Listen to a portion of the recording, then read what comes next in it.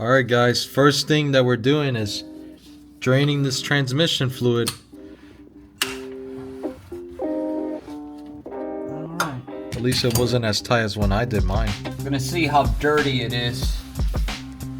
We're gonna have an idea how healthy this transmission is. It's not making any noise, but we'll see. Oh, it's clean. Nice. That's beautiful. Oh man, I'm so happy. Wow.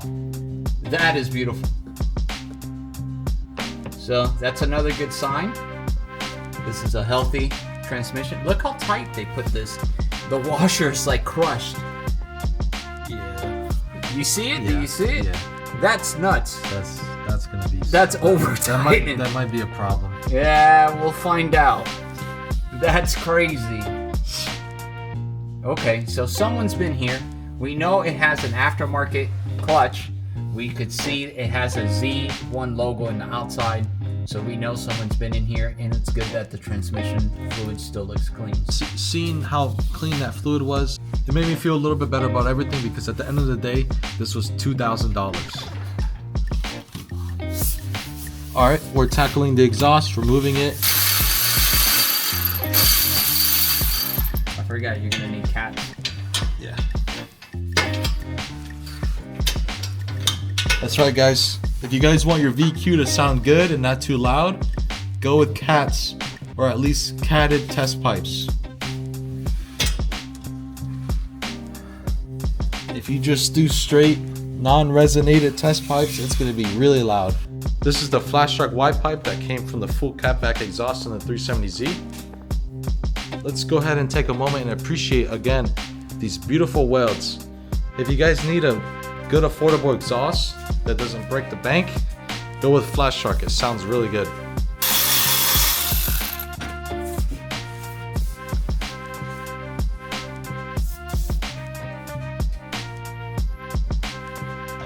The drive shaft.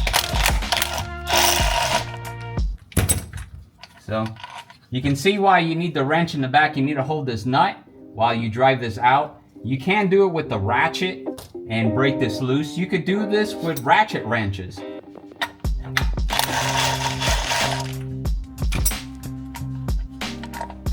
And we have removed this drive shaft here in the top. We have to literally drop this lower. So we're gonna have to put a jack under here. Let's use the air jack, unbolt it and lower it down. Yeah.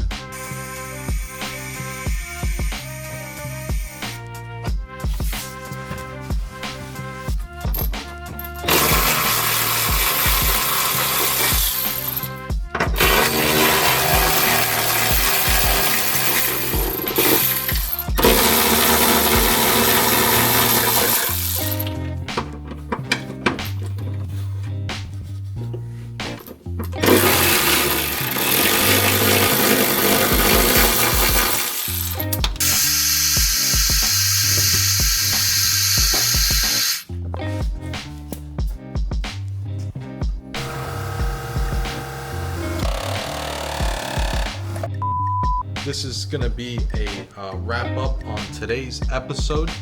We got some things done. We got a lot done, actually. We got the drive shaft done. We've got the exhaust, the shifter linkage.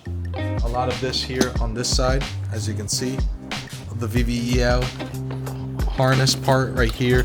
The battery tray was actually so rusted out and pretty much deteriorated from all the battery acid that we actually had to use that air hammer.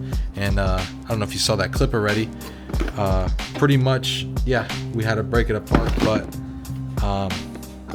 there's a lot that still needs to be done in order to take out the engine and transmission. I haven't been posting much, but we're gonna be back on this. Galatover 24 is still in business, guys. We're still doing this swap, so please don't forget to put the push notifications and be notified when I post on the updates on this swap. As you guys can see, literally everything is getting taken apart. For you guys that do have a 350Z or a G35 that plan on doing this swap as well, we're going to be able to relay the information that we figure out on how to wire and everything. I just checked, guys, one of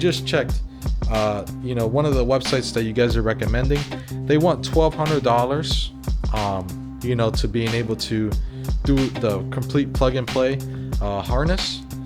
To me, I'm trying to do this on a budget, literally as cheap as possible, so being able to do a running and driving and being able to boost it soon, VQ37 VHR swap, and that's just not gonna fit into my budget. If you guys want to go ahead and do that, I will have the link in my description, but we're just gonna go and figure it out.